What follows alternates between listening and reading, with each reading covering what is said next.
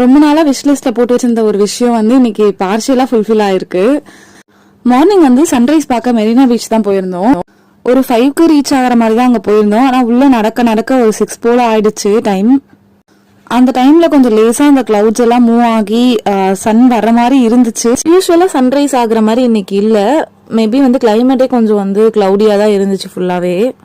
இந்த சன்ரைஸ் சன்செட்லாம் பார்க்கும்போது மைண்டுக்கு அவ்வளோ ரிலாக்ஸ்டாக இருக்கும். எத்தனை பேர் ஃபீல் பண்ணியிருக்கீங்கன்னு தெரியல. சன்செட் வந்து ரொம்பவே அழகாக இருக்கும் பார்க்க. மார்னிங் பிரேக்ஃபாஸ்ட்க்கு வந்து ட்ரிப்ளிகேனில் இருக்க ரத்னா கேஃபே தான் வந்திருந்தோம். நான் மோஸ்ட்டாக ஹோட்டலில் பிரேக்ஃபாஸ்ட் ட்ரை பண்ணுறேன்னா பொங்கல் வடை தான் வாங்குவேன்.